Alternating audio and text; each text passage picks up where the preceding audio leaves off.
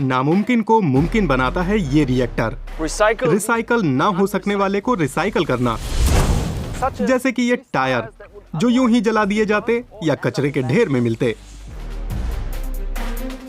एक संभावित समाधान है केमिकल रिसाइकलिंग। वो प्लास्टिक को मौलिक घटकों में तोड़ता है ताकि उससे नया प्लास्टिक बन सके। ये एक अंतहीन सिलसिला है, कम से कम कंपनियां तो यही बताती हैं। लेकिन ये टेक्नोलॉजी क्या प्लास्टिक के बढ़ते संकट का वाकई हल है?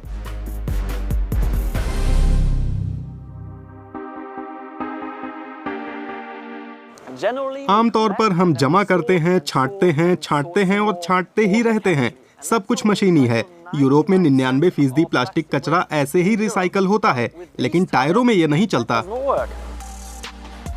रिसाइकल हुआ रबर कुछ ही चीजों में इस्तेमाल हो सकता है, जैसे कि रेस ट्रैक्स बनाने में, और दुनिया को ये बहुत सारे चाहिए।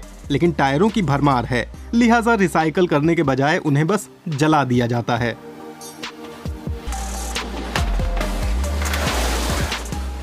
जर्मनी में पायरम के सेंटर में पुराने टायरों को जलाने के बजाय इन्हें इनके मूल घटकों में तोड़ दिया जाता है। पहले टायरों को टुकड़े टुकड़े किया जाता है 3 बार। इससे कपड़े के फाइबर, स्टील की तारें और रबड़ अलग हो जाता है। फाइबर इंसुलेशन में काम आ सकता है और स्टील को गलाकर फिर से नया स्टील बना सकते हैं। यहाँ तक तो ठीक है, लेकिन केमिकल रिसाइकलिंग और आगे जाती है। इसीलिए ये रबड़ डाला जाता है यहाँ। इस पायरोलिसिस रिएक्टर में, जो वाकई एक ऊंचे तापमान पर सब कुछ पका डालता है, रबड़ के दाने सतह पर डाले जाते हैं जो टावर के टॉप पर जा पहुंचते हैं। फिर काम करती है ग्रेविटी और सब कुछ नीचे आ गिरता है। दानेदार रबर को टावर में 700 डिग्री सेल्सियस पर गर्म किया जाता है। ये पूरी तरह पककर घटकों में टूट जाता है। इससे बनने वाली गैस प्रक्रिया को बिजली मुहैया कराती है। आखिर में प्लांट से 2 ठोस पदार्थ निकलते हैं, पायरोलिसिस ऑयल और काला पत्थर या कार्बन ब्लैक। लेकिन उतना सारा प्लास्टिक गर्म करने के लिए बहुत ज्यादा मात्रा में ऊर्जा चाहिए, क्योंकि आप दरअसल रासायनिक बॉन्ड्स को तोड़ रहे होते हैं। और ऊर्जा की ये मात्रा पायरोलिसिस के मामले में पर्यावरण के लिहाज से भी बड़ी चिंता है। प्रक्रिया के अंत में गैस बचती है और वो एक क्लीनिंग सिस्टम से गुजरती है, बफर टैंक में डाली जाती है और वहां से 2 थर्मल प्लांटों में। वे दरअसल ऊर्जा उत्पादक हैं। इसमें 2 बड़े 12 सिलेंडर लगे होते हैं और वे पूरे प्लांट के लिए बिजली पैदा करते हैं। पूरे प्लांट के लिए इतनी ऊर्जा खपत वाली प्रक्रिया होने के बावजूद ये पूरी तरह ऊर्जा आत्मनिर्भर है। हाँ, जबकि इसे इतनी ऊर्जा खपत वाला माना जाता है। इसका मतलब पायरम की ऊर्जा बहाली प्रक्रिया 300 घरों को पूरे साल गर्म रखने के लिए पर्याप्त ऊर्जा पैदा कर रही है। पायरोलिसिस की ये अवधारणा फिलहाल केमिकल रिसाइकलिंग का सबसे लोकप्रिय तरीका है। ऐसे प्लांट दुनिया भर में बनने लगे हैं, जैसे कि भारत, चीन या सऊदी अरब में। दिक्कत यह है कि बाजार में बड़े स्तर के केमिकल रिसाइकलिंग प्लांट ज्यादा नहीं हैं और कंपनियां अपना डेटा खुद तक रखती हैं। पायरोलिसिस का फिलहाल बड़ा फायदा यह है कि जलाने से तो ये बेहतर है। प्लास्टिक को जलाना जाहिर है सबसे बुरी चीज है। कुछ अध्ययन हमें बताते हैं कि अगर आप मशीनी तौर पर रिसाइकल कर सकते हैं तो उसके मुकाबले केमिकल रिसाइकलिंग कहीं नहीं ठहरती।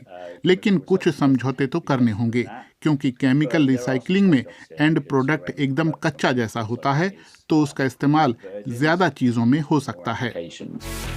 उस टावर में 1 घंटे बाद रबर इस कार्बन ब्लैक में तब्दील हो जाता है। ये कोयले जैसा है और फिर से टायर बनाने में काम आता है, क्योंकि टायर इसी के बने हैं। 40% टायर कार्बन ब्लैक ही तो है। लेकिन बात और भी है, गैस और कार्बन ब्लैक के अलावा।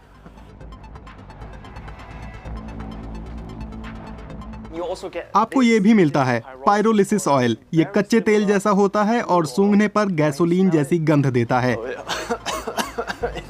लेकिन आप इससे किसी भी किस्म का प्लास्टिक बना सकते हैं, बस थोड़ी और प्रोसेसिंग की दरकार है।